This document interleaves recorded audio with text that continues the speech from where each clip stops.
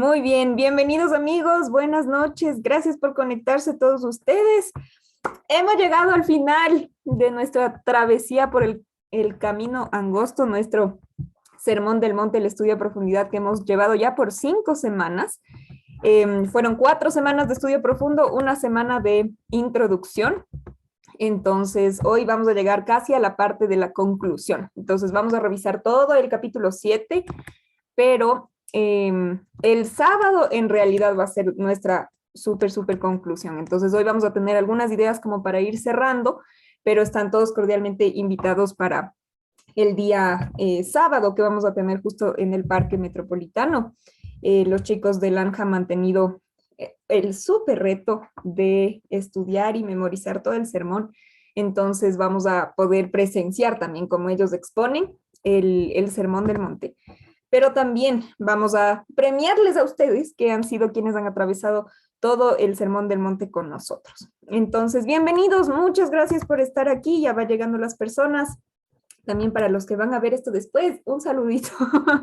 Muy bien, entonces vamos a comenzar. Las relaciones del cristiano. Ahora, es importante recordar que en el Sermón del Monte se nos habla mucho de nuestra relación con Dios, nuestra relación con el prójimo y también con nosotros mismos. Entonces, esta primera parte de Mateo 7, versículos del 1 al 12, vamos a centrarnos en la relación que el cristiano debe tener con los hermanos y también con el Padre Celestial. Muy bien, entonces, vamos a ver. Dice, todo este capítulo, el capítulo 7 va a hablar bastante acerca de las relaciones. Este es el hilo que va a ir conectando toda la parte del sermón, ¿ya? Jesús, como ya hemos visto, nos ha descrito cuál es el carácter, la influencia, la justicia, la piedad y también la ambición del cristiano. Entonces, finalmente, ¿por qué será que se concentra en las relaciones? ¿Ya? ¿Por qué será que hace ese énfasis? Recordamos en las bienaventuranzas, hablamos del carácter, luego esto de ser sal y luz con la influencia que tiene en el mundo, también con la justicia del cristiano, que ha de ser mayor que la de los escribas y fariseos, la piedad, todo esto de nuestra relación con Dios, tema de ayuno, tema de oración, y también qué es lo que el cristiano ambiciona, qué es lo que él ha de anhelar en cuanto a los tesoros en el cielo, los tesoros que nosotros también acumulamos. Entonces, hoy vamos a hablar un poquito más acerca de las relaciones. Entonces, la contracultura cristiana no es un asunto individual, no es algo que nosotros nos vamos a guardar solo para nosotros mismos, sino que es para la comunidad, ¿ya? Es algo que brota desde adentro hacia afuera y también tiene que ver con las relaciones de la comunidad y con las relaciones que tenemos, no solo dentro de la misma comunidad, sino también con las relaciones de afuera, y esto es de suma importancia. Entonces, ¿por qué es importante hablar de este tema? Hay una gama de relaciones que nosotros podemos bosquejarlas, ¿ya? Primero con nuestro hermano, a quien tenemos la responsabilidad de ayudar y no de juzgar. Ahí están los primeros capítulos, los primeros versículos del capítulo 7. Luego con un grupo que se les ha designado también como los perros o los cerdos, y que se trata de gente común y corriente, pero tal es la naturaleza animal que nos dice que no compartamos el evangelio de Dios con ellos. Esto de las perlas, no lanzar las perlas a los cerdos, ¿no? También se describe la relación con nuestro Padre Celestial, a quien nosotros nos acercamos en oración y confiamos que Él va a darnos buenas cosas. Eso es lo que Dios nos da en respuesta a también nuestra oración que persevera. La relación con todos en general, esto de la regla de oro, que ha de guiar nuestra actitud y también nuestra conducta hacia los demás. Ese es el versículo 12. Entonces, haz a los demás todos los que quieras que te hagan a ti. Entonces, esa es la regla de oro. También a nuestros compañeros de peregrinaje. Recordemos que todos nosotros somos aquí tan solo peregrinos, que estamos caminando hasta llegar a la cima. Eso es lo que hemos hablado en C3. Durante todo un año hablamos acerca de esto de caminar y somos peregrinos en este mundo. Sabemos que esto es pasajero, pero tenemos la vida eterna con el Señor. Entonces, nuestros compañeros de viaje que andan con nosotros en el camino angosto. quiénes son quienes caminan con nosotros del camino angosto. También vamos a ver la relación con los falsos profetas, a quienes debemos reconocer, estar vigilantes, saber discernir también quiénes son estos falsos profetas y cómo nos guardamos, cómo reconocemos y nos cuidamos de ellos. Y también con Jesucristo, la relación que tenemos con Jesús, nuestro Señor, a quien tenemos que responder con mucha atención y con obediencia total y radical. Entonces vamos a ver al final de toda esta sección que Jesús demanda de nosotros una respuesta. Y una respuesta de no simplemente habernos quedado con escuchar todo esto o hablar bonito, sino es una respuesta muy radical en cuanto a la vida, en cuanto a la vida de obediencia y reconocer que Jesucristo es el Señor. Entonces vemos que hay un montón de relaciones aquí, ¿ya? Entonces vamos a ver los primeros 5 versículos que tienen que ver con nuestra actitud hacia nuestros hermanos. Esto de juzgar. Jesús no espera que la comunidad cristiana sea perfecta. Somos personas pecadoras, redimidos por la gracia de Dios y que estamos en ese proceso de transformación. Entonces Jesús afirma que van a haber personas que se equivocan y también que va a haber muchas tensiones y problemas en las relaciones. Todos nosotros, esto no hay que explicarlo mucho, sino que todos nosotros hemos tenido aquí conflicto con alguno de nuestros hermanos y hermanos en la fe también. Entonces, ¿cómo debemos nosotros relacionarnos o manejar las situaciones con amigos que se han portado mal con nosotros? ¿Ha dado Jesús estas instrucciones sobre la disciplina dentro de la comunidad?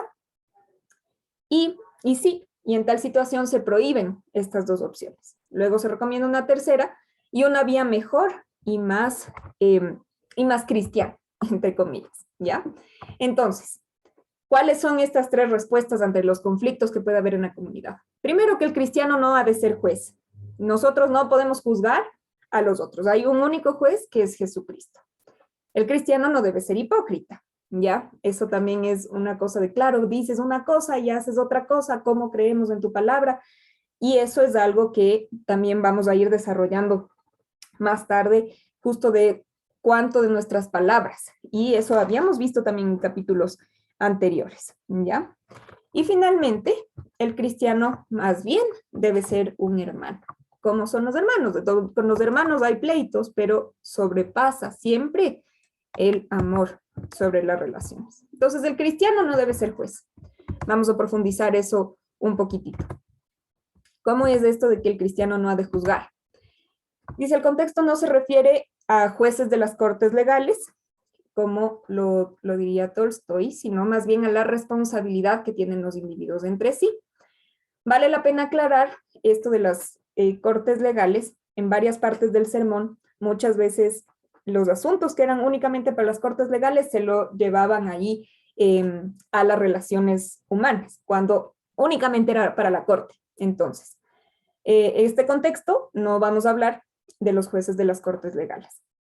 Dice, tampoco puede entenderse como un mandato a suspender nuestras facultades críticas hacia las otras personas. Podemos desarrollar nuestro criterio, podemos desarrollar también como una opinión, ¿ya? O a volvernos ciegos ante sus faltas, ¿ya? Entonces, alguien que ha cometido alguna equivocación así bien grave, hacernos ahí los locos, ¿ya? O no nos damos cuenta, sí, hacernos los locos. O rehuir a toda crítica, rehusar discernir entre la verdad y el error, lo bueno y lo malo. Eso sería caer en hipocresía. Entonces, no es que no hemos de tener todo este ojo crítico o hacernos los locos, ¿ya? Sino que vamos a ver, dice, no juzguen es igual a no criticar con inclinación a censurar, ¿ya? El crítico inclinado a censurar es un descubridor de faltas, es negativo y destructivo con las demás personas, disfruta esforzándose activamente en buscar las fallas de ellas, hace la peor interpretación posible de los motivos de los demás, no es tolerante con sus errores y se coloca en un pedestal y así reclama la competencia y autoridad al sentarse a juzgar a sus congéneres. Es esto de siempre ver bajo el hombro, ¿no? Como, ay, yo soy superior a ti. Entonces, esto es lo que estamos hablando aquí. Y se trata de tomar el rol de Dios. Eso es tan peligroso. El hecho de yo, porque yo sí sé estas cosas, yo no me he equivocado en esta área y tú te has equivocado de tal forma. Entonces, este es el, el que no hemos de caer en este tipo de crítica. El cristiano no debe ser juez, porque el hombre no es Dios. El único juez justo es Dios, ¿ya? No podemos leer los corazones y tampoco podemos nosotros valorar cuáles han sido los motivos mutuos, ¿ya? Si tomamos esta postura de juez, no podemos alegar la ignorancia de la ley que pretendemos ser capaces de administrar. Entonces, es una exhortación a ser nobles y generosos. Esa es una exhortación que nosotros necesitamos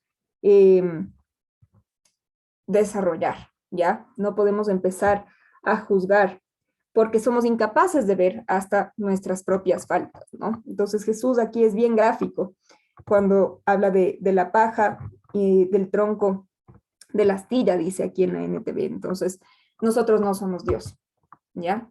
Jesús no nos dice que dejemos de ser humanos al suspender nuestros poderes críticos que nos distinguen de los animales, sino que renunciemos a esta ambición presuntuosa de ser Dios, al colocarnos en alto como jueces.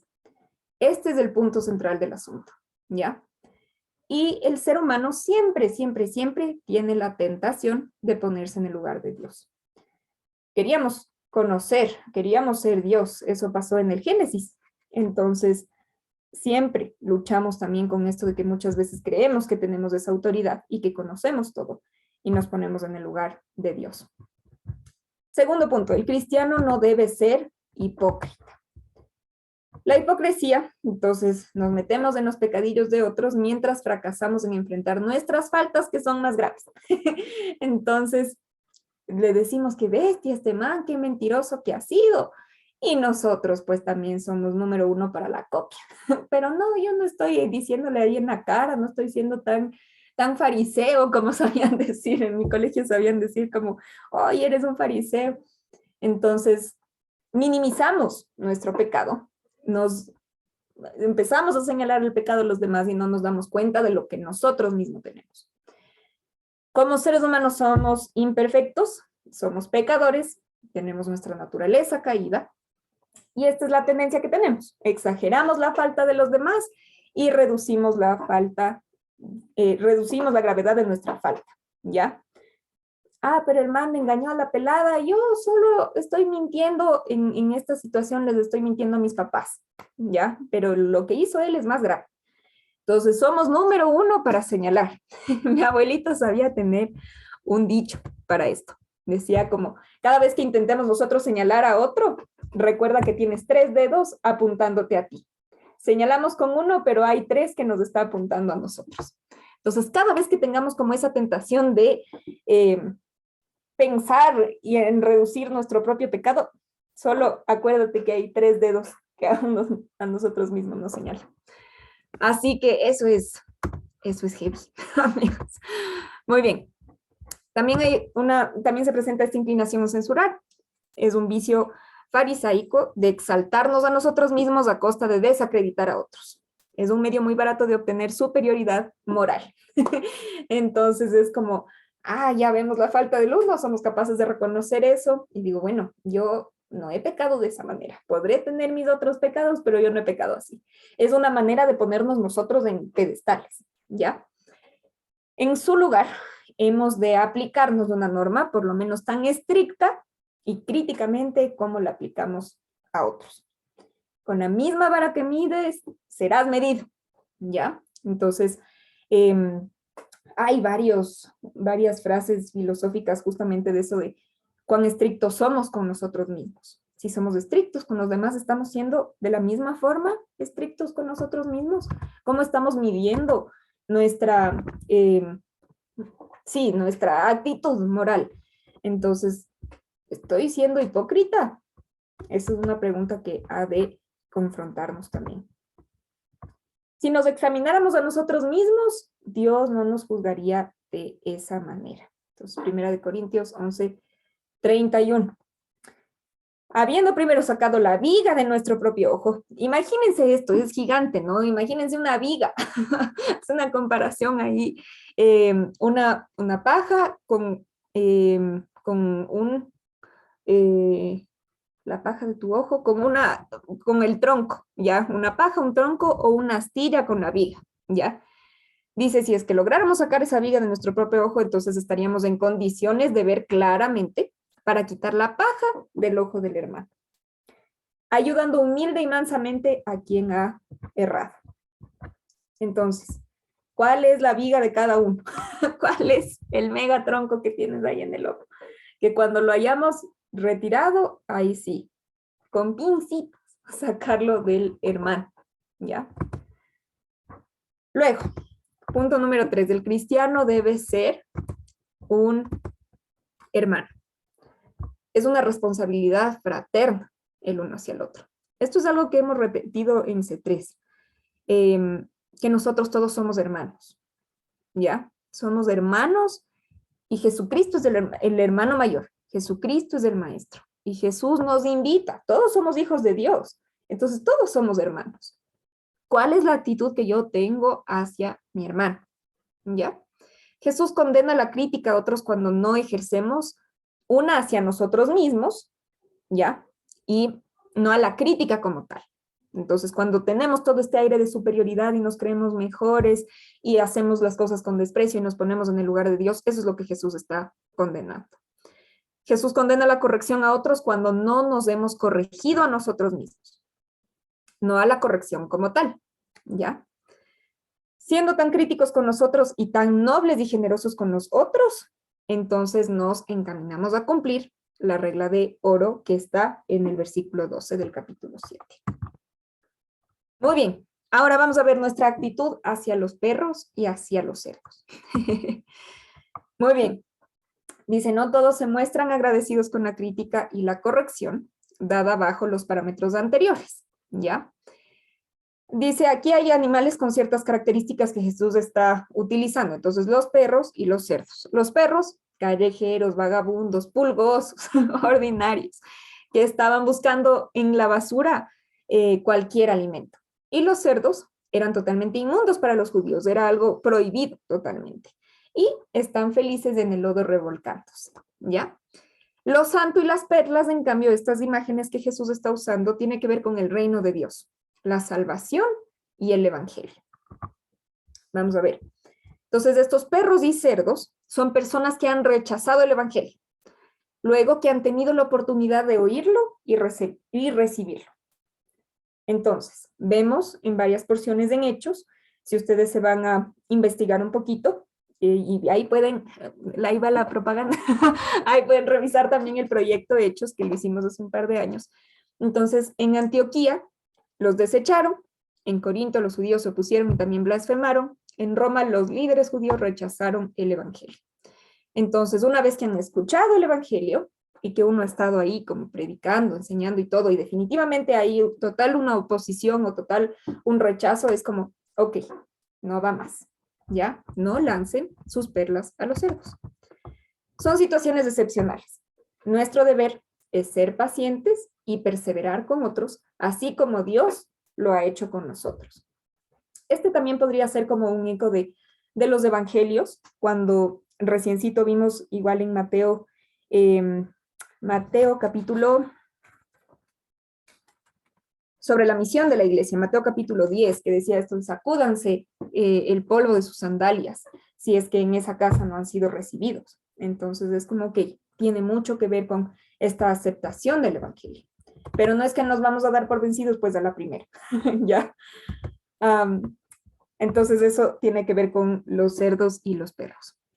Muy bien, nuestra actitud hacia nuestro Padre Celestial. Esa es otra de las relaciones que nosotros vamos a ver. Entonces, versículos del 7 al 11. Entonces, aquí vamos a ver que Jesús hace promesas. También hay problemas que vienen las personas a presentar también a Dios. Y cuáles son las lecciones que nosotros podemos aprender también en nuestra relación con el Padre. Muy bien, entonces, las promesas. ¿Qué promesas hace Jesús?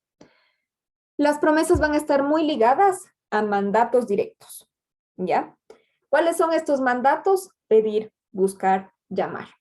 Está presente como ese imperativo, está presente son acciones, no es como cosas que hay que estar sentado esperando, sino que hay que ponerse en acción. Todas estas, pedir, buscar, llamar, indican persistencia.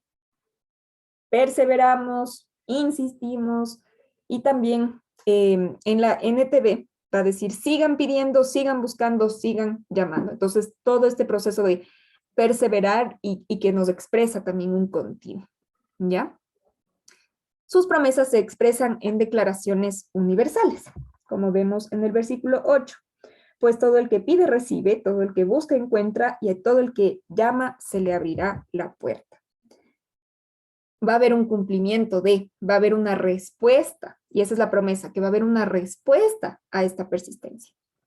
Y también se ilustra en otras porciones mediante una parábola doméstica, en los versículos del 9 al 11. Esto de ustedes, los que son padres y sus hijos le piden un pedazo de pan, ¿acaso les dan una piedra en su lugar? ¿Ya? Entonces un niño se acerca a su padre con una petición. Dice, los padres, aunque son egoístas, por naturaleza malos, dan buenos regalos.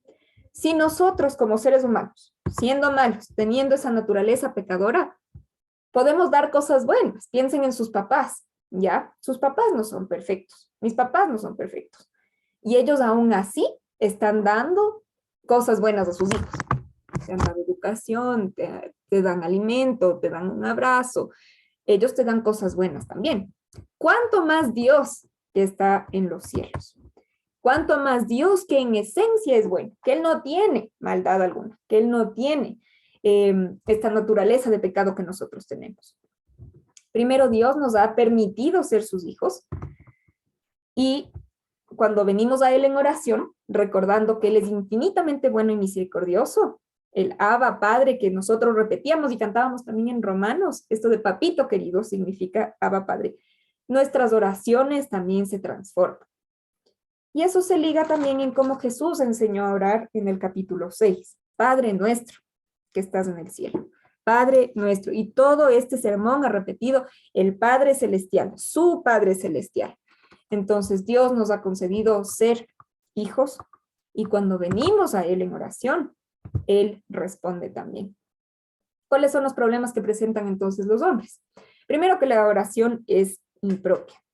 Necesitamos pedirle a Dios lo que carecemos y le obligamos a lo que Él nos dé. Ya, esto es incorrecto. Entonces, Dios, yo necesito tal cosa, ¿y por qué no me das? Y ahí es cuando nos enojamos, ¿no? La oración no cambia nada de Dios. La oración lo que hace es transformarnos a nosotros, ¿ya? No es sobre lo que Dios está dispuesto a dar, sino lo que nosotros estamos dispuestos también a recibir, ¿ya? En la oración no persuadimos a Dios, sino que luchamos con nosotros para someternos a Él. No es que le vamos a convencer a Dios de algo, no tenemos ese poder, no somos Dios, sino que nuestra voluntad empieza a ser sometida también a la voluntad del Señor. Dios espera que reconozcamos nuestra necesidad y que acudamos a Él para satisfacerla. Muchas veces venimos y acudimos a todo el mundo, menos a Dios. Estamos ahí como ventilando, venting, dicen en inglés, ahí como ventilando todos nuestros problemas y todas nuestras necesidades en lugar de recurrir al Señor para satisfacer esa necesidad. ¿Ya? La oración es innecesaria, dice la mayoría de gente, la pasa bien sin oración, pero hay que distinguir entre los regalos de Dios como creador, que son las bendiciones materiales, lo que hablábamos igual hace unas semanas acerca de la gracia común, que Dios manda la lluvia, manda las cosechas a buenos y malos, a justos e injustos. Entonces esa es la gracia de tener alimento, de tener abrigo, Dios como creador. Pero hay también otros regalos de Dios como Padre, que tienen que ver con las bendiciones espirituales. La oración no es innecesaria porque como hijos debemos reconocer nuestra dependencia de nuestro Padre, y es física y espiritual. No podemos vivir sin oración. Spurgeon decía, un cristiano sin oración es como quitarle Cristo a esa palabra, es como, en serio, no tiene a Cristo. Muy bien, otra de los problemas de esto de la oración es improductiva. Dice, porque falla en dar a muchos lo que piden. La oración no es respondida. Ya, a veces Dios dice que no, a veces Dios parece que está en silencio, a veces Dios está en silencio, o no se responde como nosotros esperamos, o en el tiempo que esperamos. Las promesas de Jesús no son incondicionales, no son una garantía absoluta, no son palabras mágicas. Dios no es el genio de la lámpara que sale ahí, no como en Aladín. Dime estos 3 deseos y yo te los concedo. No funciona así. Sino que el Padre da buenos regalos a sus hijos en su sabiduría. Él sabe lo que nosotros necesitamos. Nosotros pensamos que necesitamos un montón de cosas, pero Dios sabe lo que necesitamos, cuándo lo necesitamos y cómo lo necesitamos. Él sabe lo que es bueno para nosotros. Nosotros creemos que todas estas cosas pueden ser muy buenas, pero Dios sabe que es bueno para nosotros y que no es bueno para nosotros. A veces somos ese hijo que pide una piedra cuando tiene hambre o una serpiente. ¿Cuáles son las lecciones entonces que aprendemos? Dice, orar presupone que conocemos que los buenos regalos que recibimos son de acuerdo a la voluntad del Padre. Entonces, todo lo que recibimos es de acuerdo a la buena voluntad del Padre. Así podrán comprobar cuál es la voluntad de Dios, buena, agradable y perfecta. Nuestro versículo, Romanos 12:2. Orar presupone fe y también orar presupone deseo. Entonces necesitamos todo esto. Muy bien, ¿cuál es nuestra actitud hacia todos los hombres? Entonces ahí, antes de pasar con este tema, todo el tema de la oración, ¿no? Se complementa mucho con lo que habíamos nosotros hablado en la primera parte denme un segundo. En la primera parte que nosotros habíamos conversado, justamente de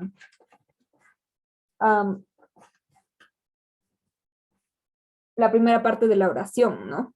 Esto de, y se complementa con todo. No sean como los gentiles que repiten oraciones en vano, ¿ya? Sino aquí nos habla de perseverar muchísimo en la oración. Y cómo se va revelando la paternidad de Dios con nosotros. Muy bien. Nuestra actitud hacia todos los hombres. El versículo 12, que tiene que ver con la regla de oro.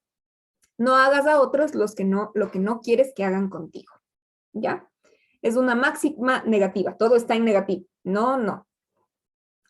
Entonces aquí esto lo toman también Confucio, los estoicos, del Talmud judío, etc.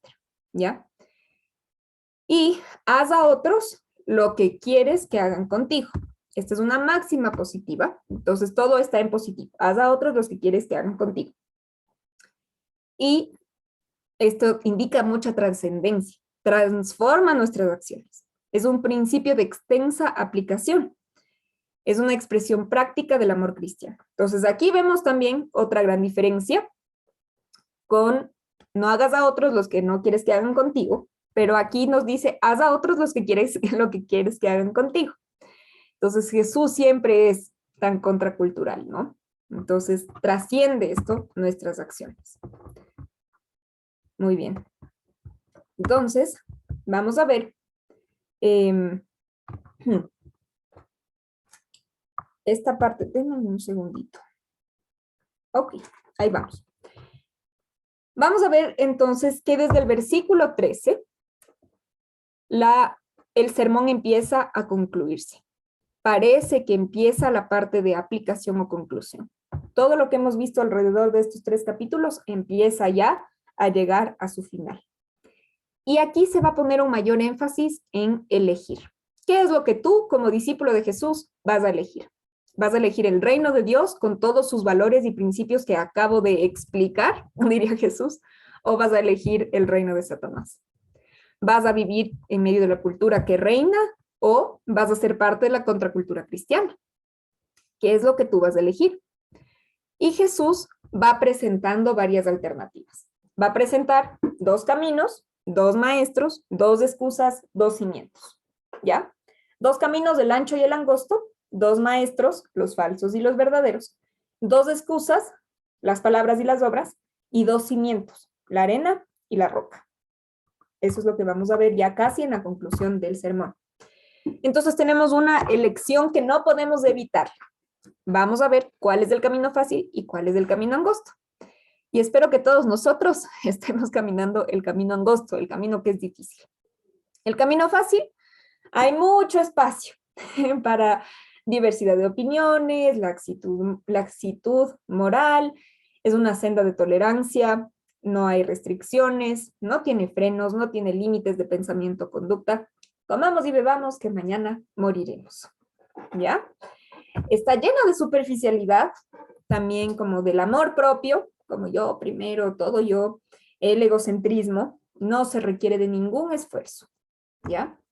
Amplio es el camino, fácil es el camino que lleva a la perdición. ¿Cuál es el camino angosto? Es un camino que es difícil y que, como leíamos en una frase de Bonhoeffer, nadie quiere transitar este camino porque es doloroso. Es un camino muy delgadito. Sus límites están marcados claramente. Y la estrechez, ¿por qué se le dice angosto? Es por revelación divina. Restringe a los peregrinos a los confines de lo que Dios ha revelado en las Escrituras como bueno y verdadero. Entonces, aquellos peregrinos que están ahí caminando por ese camino angosto están siguiendo lo que Dios ha revelado a través de las Escrituras y lo que Él ha marcado como bueno y verdadero. También se hace una comparación entre la puerta ancha, la puerta grande y la puerta estrecha, ¿ya? La puerta ancha no tiene límite para el equipaje que llevamos con nosotros. No necesitamos dejar nada atrás, ni siquiera nuestros pecados, nuestro orgullo, nuestra propia justicia. No, podemos vivir con todo eso y más. Y si ustedes están prestando atención, hay muchas cosas de ideología que vienen aquí marcadas también, ¿ya? Entonces, todo ese bagaje que nosotros llevamos, no, pase nomás, no pasa nada, dele nomás.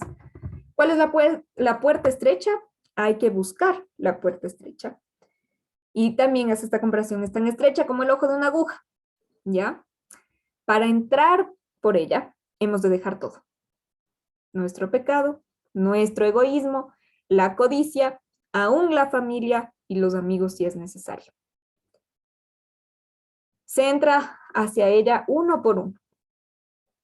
¿Cómo podemos encontrarla? Jesús mismo es la puerta. Juan 10:9. ¿Ya? Yo soy la puerta. El que entra por mí va a encontrar pastos verdes. ¿Ya?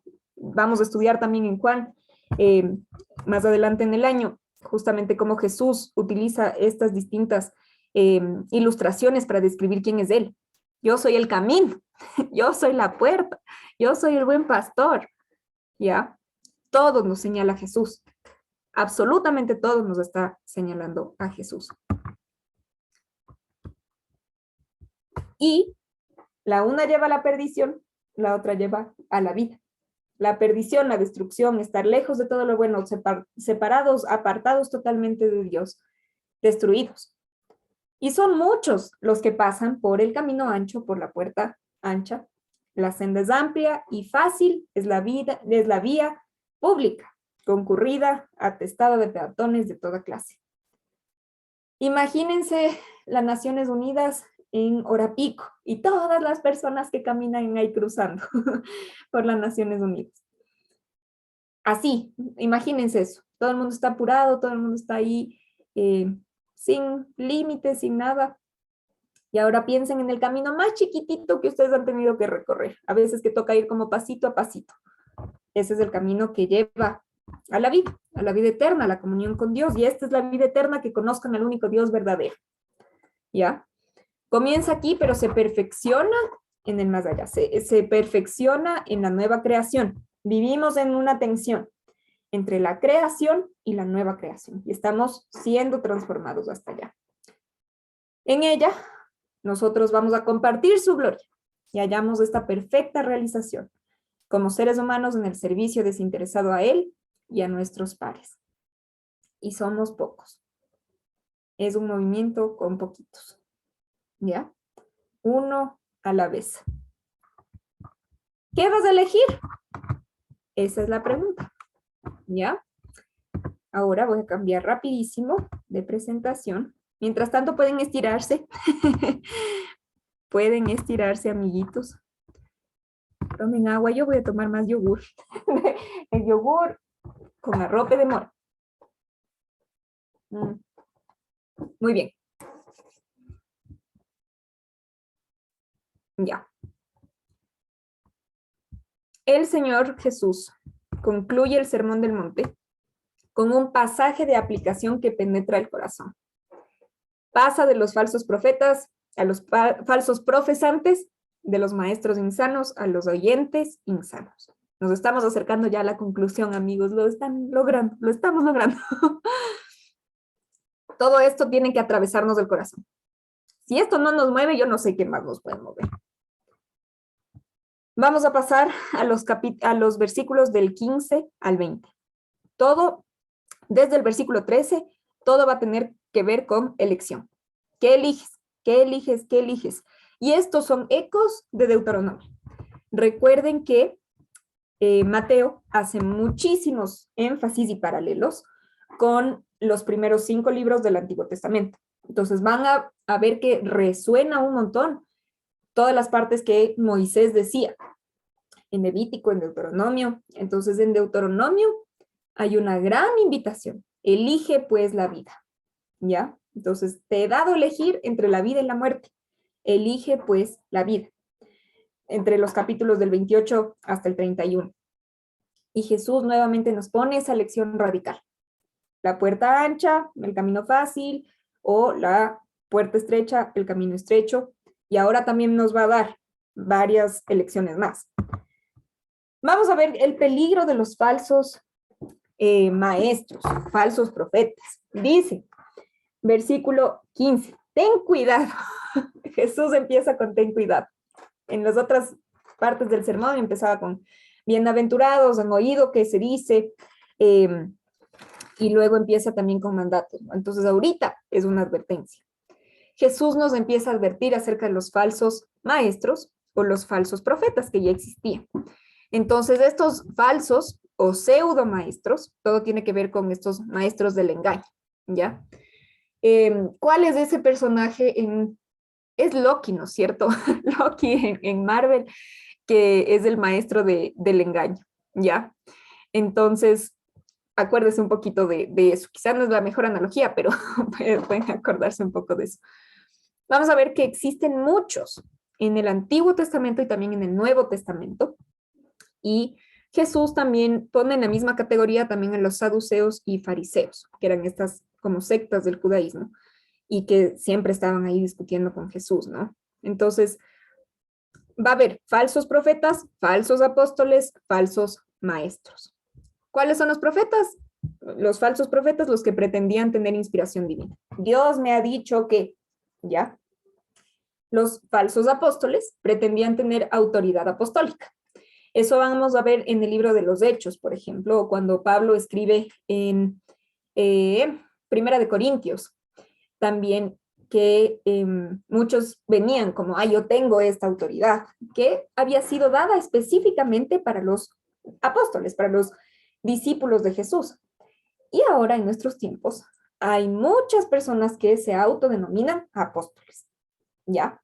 Cuando apóstoles han sido designados por el Jesús resucitado, ¿ya? Entonces hay que tener mucho cuidado y vamos a ver que Jesús nos da esta advertencia, pero también nos invita a estar atentos. Ya vamos a ver cómo distinguirlos. Y falsos maestros con pretensiones mesiánicas. Entonces yo soy el que vengo a salvarles. Solo hay un maestro. Ninguno de nosotros es maestro. Solo Jesús es el maestro. Los falsos profetas, Jeremías ya habló acerca de los falsos profetas. Dicen, hablan visiones desde su propio corazón, ¿ya? Y Jesús vuelve a hacer ese énfasis también en que son aquellos que propagan mentiras en el nombre de Dios. Esos son los falsos profetas. Los verdaderos profetas, y esto dice Jeremías, están en el secreto de Jehová, están atentos a su palabra, hacen oír su palabra, a su pueblo y hablan de la boca de Jehová, ¿ya? Entonces, ahí podemos empezar a distinguir. quiénes son los falsos de los verdaderos. Entonces, ¿qué es lo que está esta persona hablando? ¿Qué es lo que está brotando del corazón? Esto está contrastado con lo que la palabra de Dios dice o cómo es lo qué es lo que está expresando. Los falsos profetas es un peligro gigante y engañosos. Son codiciosos, buscan prestigio, poder, tienen muchísima ambición. Muchas de las iglesias de la prosperidad están repletos de estas personas, ¿ya? Porque hay muchos intereses de por medio. Y se han visto de las mega iglesias de la prosperidad que la gente les escucha, porque son personas muy carismáticas y afirman ellos hablar palabra de Dios cuando en realidad no tienen nada de palabra de Dios. Hay que tener mucho cuidado con los falsos profetas. Y Jesús va a decir como tengan cuidado también de esos lobos que se disfrazan de ovejas. Y recordemos el contexto también, chicos. Israel tenía muchos pastores, muchos rebaños de ovejas y todos ellos tenían que ser expertos en defenderse del ataque de los lobos. Entonces venía un lobo y te acaba con el rebaño. Y aquí vemos a Jesús como el buen pastor, que está cuidando de su rebaño, está cuidando del rebaño que somos nosotros, ovejitas del Señor, de los lobos que quieren atacar el rebaño, ¿ya? El buen pastor, ¿qué hace? Alimenta a las ovejas, las guía a toda verdad, les guía a pastos frescos, va a buscar a la que se pierde y no es como los asalariados o los lobos que vienen a destruir o a dividir o simplemente a trabajar por el pago. Ustedes pueden leer en Juan capítulo 10, déjenme solo chequear si es que es del 10 mismo. Juan capítulo 10, el buen pastor y sus ovejas. Entonces pueden leer cómo Jesús es el buen pastor y qué hace este buen pastor, ¿ya? En el Antiguo Testamento estos falsos profetas se caracterizaban por decir como no va a haber juicio de Dios y dejaban que la gente esté ahí en sus pecados, que se acomoden, que se vuelvan a los ídolos, que se mezclen con las otras culturas y decían como no, todo está bien, ¿ya? Entonces era un optimismo amoral. Entonces ahí estaban como los profetas de Baal, habían muchos falsos profetas que se levantaban, ¿ya? Entonces esa es una gran advertencia. ¿Qué hacen estos falsos profetas? Conducen a las personas a la destrucción. Por eso es que da tanto dolor en el corazón. Cuando hay estas iglesias repletas de gente y que haya una persona ahí que está enseñando barbaridades. Recién me vi una película que se llama Los ojos de Tammy Faye. Es una película basada en un documental acerca de Jim Bakker y de Tammy Faye. Ellos en los años 70 habían sido unos televangelistas, qué bestia, famosísimos, o sea, ellos hicieron un montón de shows tipo reality en los estados y se construyeron un imperio de ministerio. Pero eso es un claro ejemplo de falsos profetas. Y toda la gente le seguía y ofrendaba hartísimo.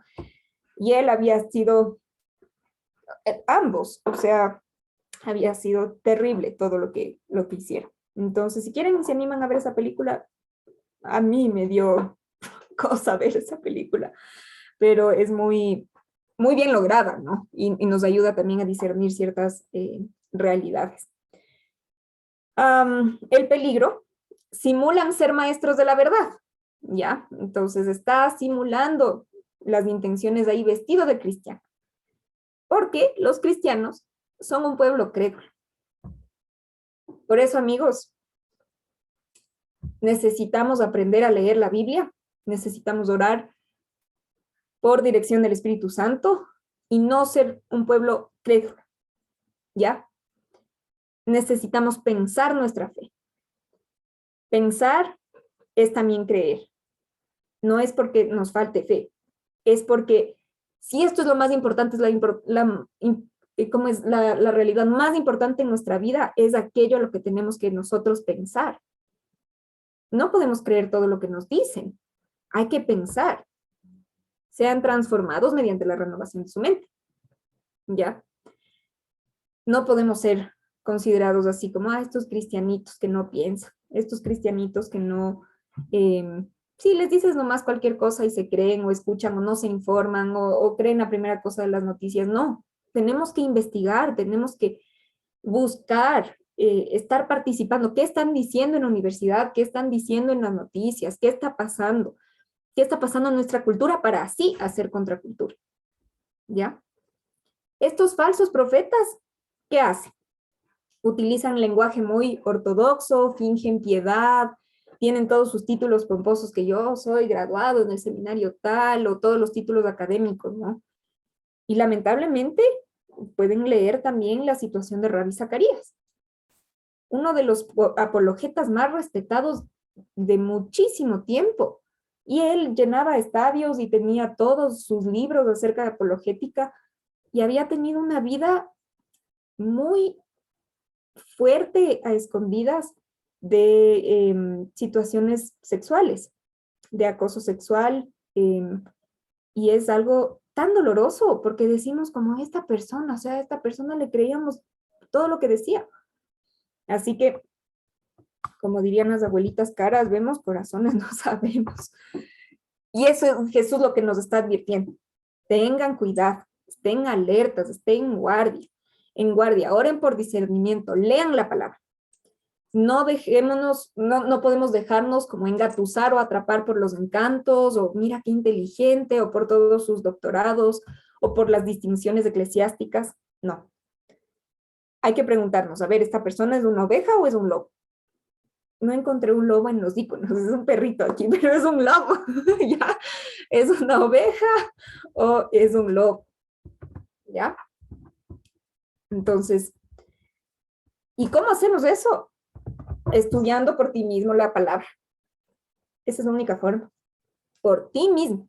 Y en una comunidad en donde podamos acercarnos al texto bíblico, donde podamos saber que hay referentes, que Dios ha levantado también referentes, muy buenos teólogos. Uno de ellos es John Stott. O sea, uno puede ver justamente, y ya vamos a hablar acerca de los frutos, de cómo nosotros en serio podemos distinguir quiénes sí son. Entonces, la persona que estamos leyendo, John Stott, él ya falleció, un ministerio impecable, o sea, ni siquiera un ministerio, una vida totalmente de devoción a Dios.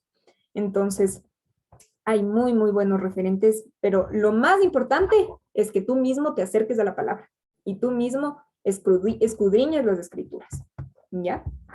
Y Jesús va a seguir ampliando este punto con más metáforas, en este caso la del árbol, ¿ya? Y también cómo nosotros podemos probar quiénes son los verdaderos, quiénes son los falsos. Entonces el árbol no va a ocultar su identidad por mucho tiempo. Todos sabemos, a ver, un pino es pino, un ciprés es ciprés, no sé mucho de árboles, un naranjito, un durazno, etcétera, ¿ya? Sino que se delata a sí mismo. Un árbol decimos, ya, hasta las hojas tienen olor. No solo revela el fruto, entonces sabemos que el árbol de manzanas, ahí tenemos el fruto de la manzana, el de durazno, etcétera, sino también el carácter del árbol. Vamos a ver si es que es un árbol bueno o es un árbol mal. Puede que sea un árbol venenoso. Hay unas plantas, ustedes se pueden ir al jardín botánico, que son unas plantas así lindísimas. Y resulta que son venenosas, ¿ya? Entonces no sabemos cómo va a ser este árbol. ¿Cuáles son los frutos? ¿A qué frutos se está refiriendo aquí Jesús? El carácter y la conducta. ¿Cómo son ellos? ¿Qué es lo que nos habla más allá de sus palabras? ¿Cómo se comportan? ¿Cómo reaccionan ante el conflicto? ¿Cómo reaccionan con su familia? ¿Cómo son en los detalles más chiquititos? Carácter y conducta. También esto de la vid, eso también lo vamos a ver en Juan capítulo 15. Es la semejanza a Cristo, ¿ya? ¿Cuántos se parecen en serio a Jesús? El alumno ha de imitarle al maestro. También el fruto del Espíritu: amor, gozo, paz, paciencia, benignidad, bondad, fe, mansedumbre, templanza. Entonces, en Gálatas 6 ahí está. Entonces, esta persona en serio tiene fruto del Espíritu, en serio es paciente, es bondadosa, tiene fe, tiene dominio propio. o es una persona así como súper impaciente, impulsiva, ambiciosa, maliciosa, que está ahí presente el Espíritu Santo. Y la enseñanza del hombre se va a mostrar en las palabras. Entonces hay que prestarle atención a su mensaje, qué es lo que está diciendo. ¿Ya? Por eso, igual aquí, vayan ustedes mismos y consulten, investiguen, lean la palabra. No porque ya, es que la Andre dijo tal cosa, o es que el Johnny dijo tal cosa, es que le escuché al Samu decir tal cosa. No, léelo por ti mismo, ¿ya? Queremos estar tan pegados a la palabra que no haya como esa persona que esté aquí guiando, sino Jesús mismo, ¿ya? La sana doctrina y la vida santa son las marcas de los verdaderos profetas. La sana doctrina y la vida santa.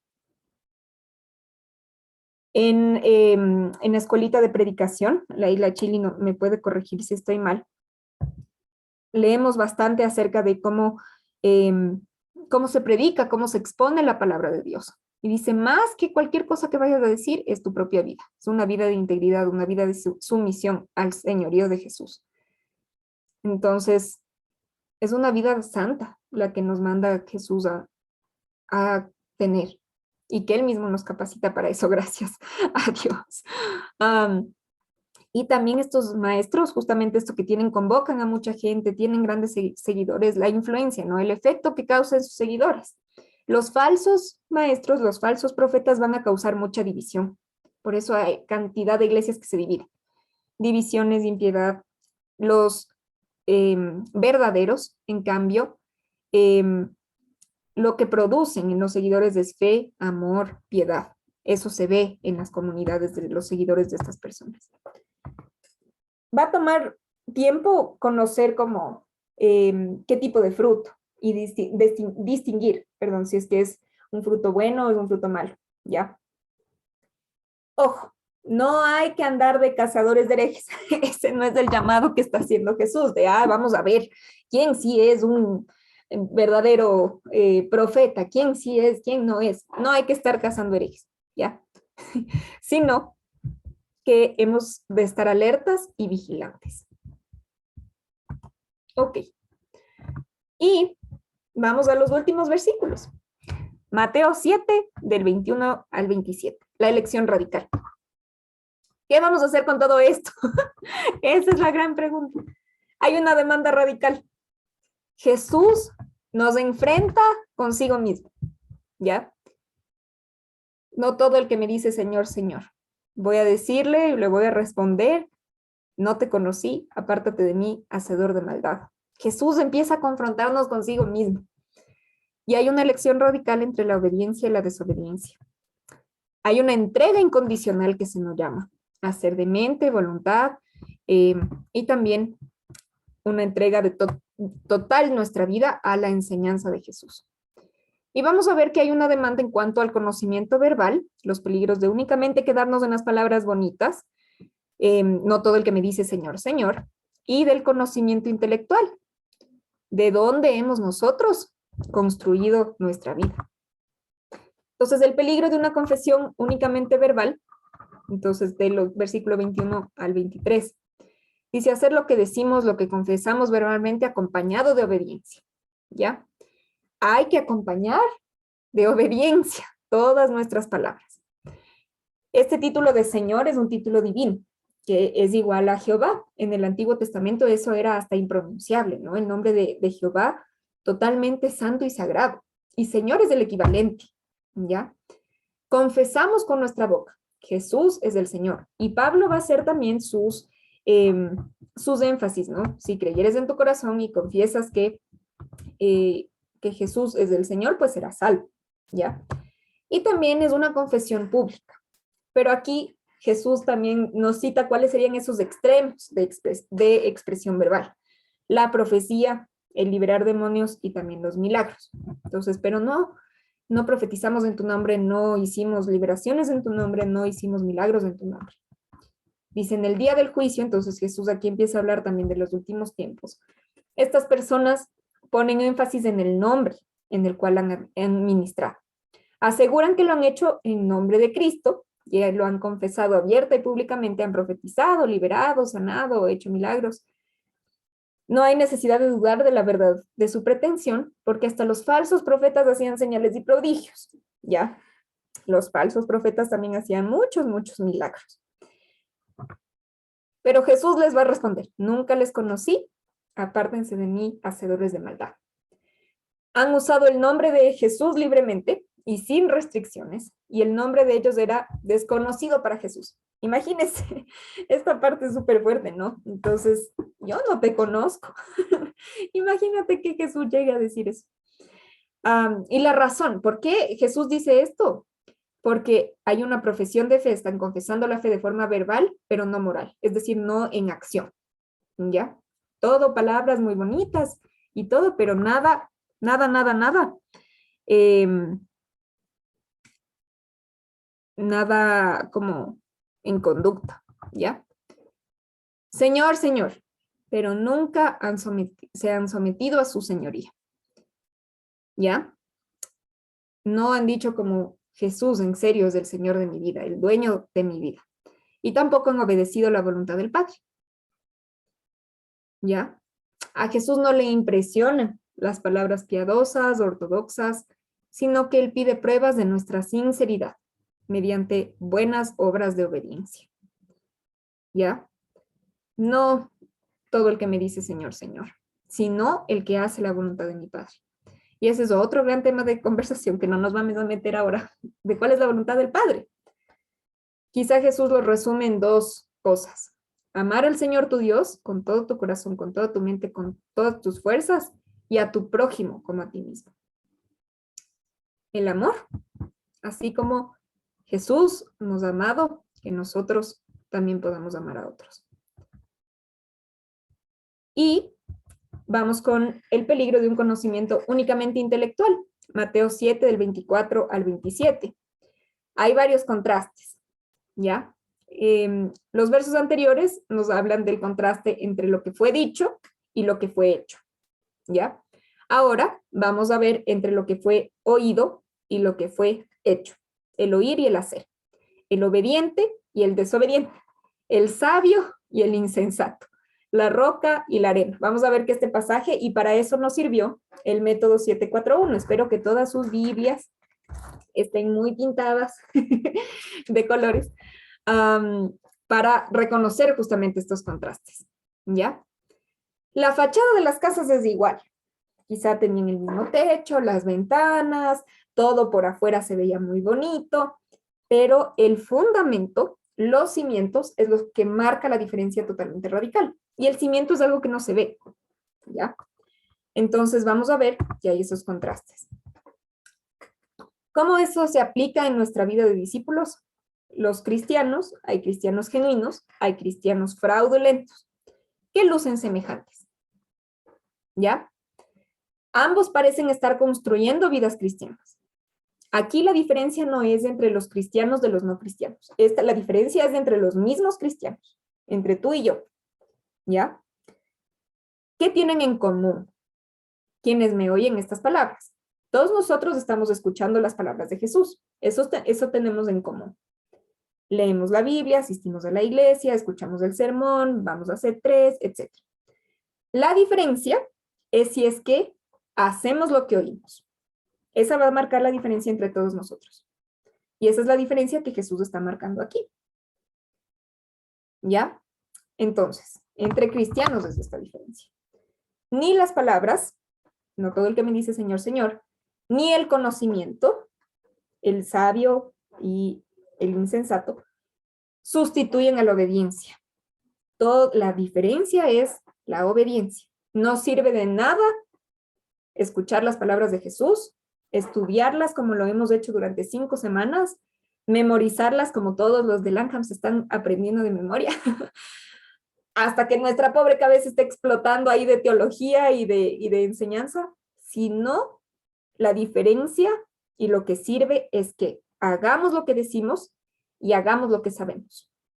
Si decimos Señor, Señor, me estoy sometiendo al señorío de Jesús y conozco esto, entonces empiezo a vivir de tal forma. Conozco, he estudiado 5 semanas el Sermón del Monte. ¿Cómo voy a vivir entonces? ¿Cómo voy a obedecer esto? ¿Cómo he de poner la otra mejilla? ¿Cómo voy a orar ahora al Señor? ¿Cómo voy a vivir? Esa es la pregunta. Es una fe real y es una fe en acción.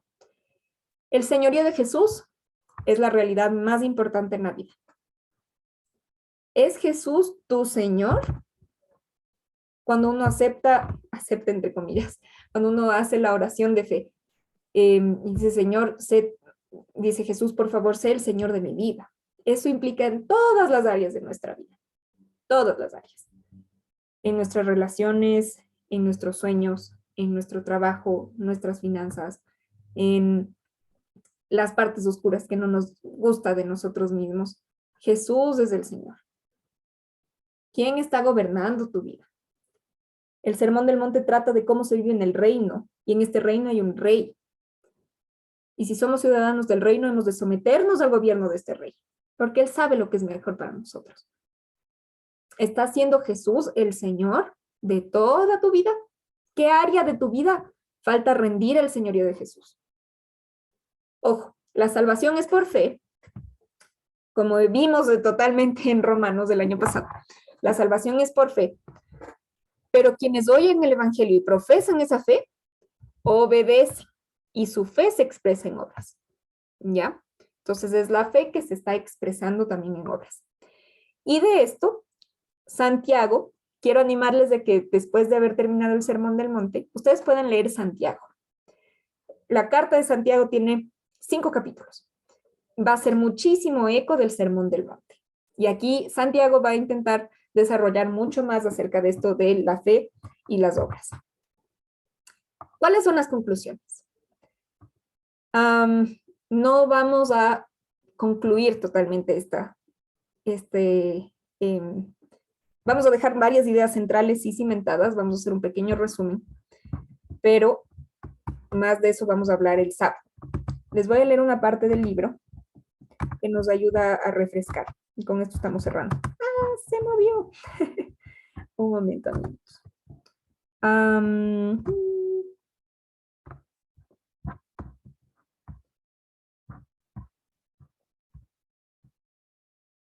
Ya. Vamos a leer esta partecita. Así pues, el sermón termina con la misma nota de elección radical de la que hemos estado consistentes a lo largo de él. Jesús no pone ante sus seguidores una sarta de reglas éticas, sino más bien un conjunto de valores e ideales que se distingue completamente del estilo del mundo. Él nos convoca a renunciar a la cultura secular reinante en favor de la contracultura cristiana. Repetidamente durante nuestro estudio hemos oído su llamado para que su pueblo sea diferente de todos los demás. La primera vez que esto se hizo claro fue en su comisión para nosotros de ser la sal de la tierra y la luz del mundo. Porque estas metáforas colocan a la comunidad cristiana y a la no cristiana en una frente a la otra, reconocidamente y en verdad, fundamentalmente distintas. El mundo está como el alimento en descomposición, lleno de bacterias que causan desintegración. Los seguidores de Jesús deben ser su sal contrarrestando su corrupción. El mundo es un lugar tenebroso y lúgubre, que carece de la luz del sol, que vive en sombras. Los seguidores de Jesús deben ser su luz, disipando sus tinieblas y lobreguez. De allí en adelante, las normas opuestas se describen en forma gráfica y se recomienda el camino de Jesús. Nuestra justicia debe ser más profunda porque abarca incluso a nuestros corazones. Nuestro amor más amplio porque admite incluso a nuestros enemigos. En la piedad debemos evitar la ostentación de los hipócritas y en la oración la verborragia de los paganos. En cambio, nuestra ofrenda, oración y ayuno deben ser reales sin comprometer nuestra integridad cristiana. Como tesoro nuestro, vamos a escoger aquel que dura toda la eternidad, no el que se desintegra en la tierra, y como Señor nuestro a Dios, no al dinero o a las posiciones. Con respecto a nuestra ambición, lo que ocupa a nuestra mente, esta no tiene que ser nuestra propia seguridad material, sino la extensión del reino de Dios y su justicia por el mundo. En vez de conformarnos a este mundo, como lo hacen los fariseos religiosos, de los paganos y religiosos, somos llamados por Jesús a imitar a nuestro Padre Celestial. Él es pacificador y ama incluso al desagradecido y al egoísta. Así que tenemos que imitarlo a Él, no a los hombres. Solo entonces mostraremos que somos sus hijos e hijas. Aquí reside entonces la alternativa, en seguir a la multitud o seguir a nuestro Padre que está en los cielos, en ser una caña bamboleada por los vientos de opinión pública o ser regido por la palabra de Dios, la revelación de su carácter y voluntad. Y el propósito dominante del Sermón del Monte es colocarnos ante esa alternativa y así enfrentarnos a la necesidad indispensable de elegir. Por eso la conclusión del Sermón del Monte es tan apropiada, cuando Jesús traza los dos caminos, angosto y espacioso, y las dos construcciones, sobre la roca, sobre la arena. Sería imposible exagerar la importancia de la elección entre los dos, ya que un camino lleva a la vida, mientras que el otro termina en la destrucción, y una construcción es segura mientras que la otra es abatida por el desastre. Mucho más importante y grave aún que la elección del trabajo en la vida de uno o del compañero de vida es la elección de la vida misma. ¿Por cuál sendero vamos a viajar? ¿Sobre qué cimientos vamos a construir? ¿Ok? Estamos llegando al final.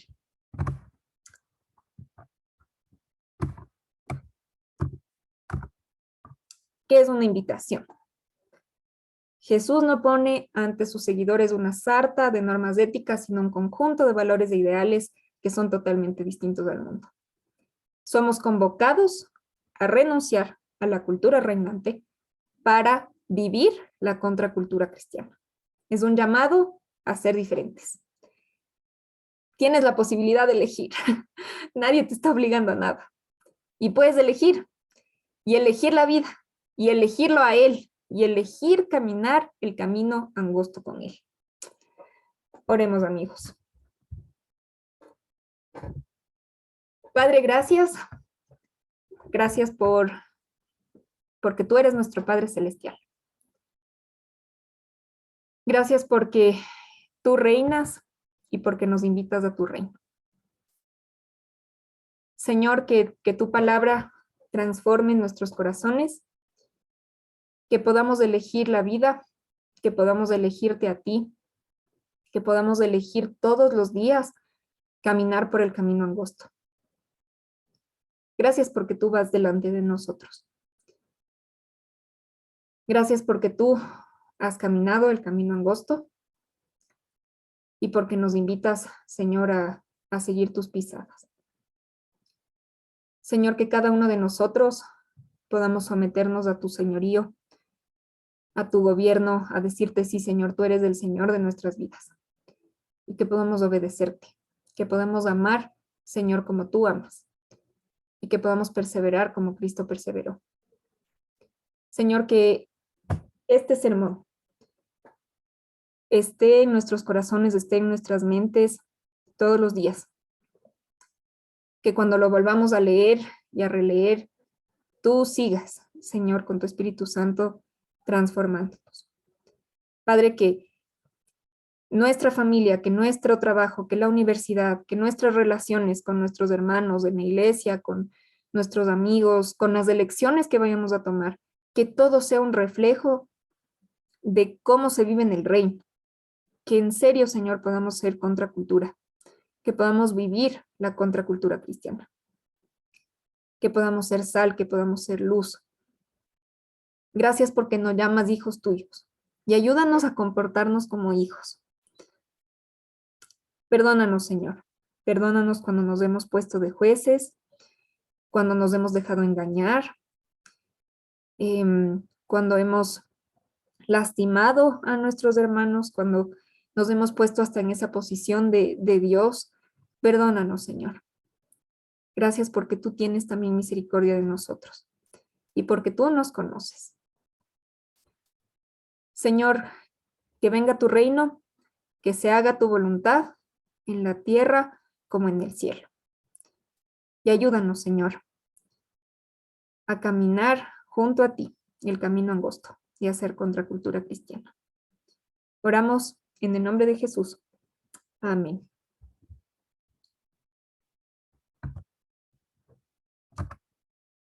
Muy bien, mi gente.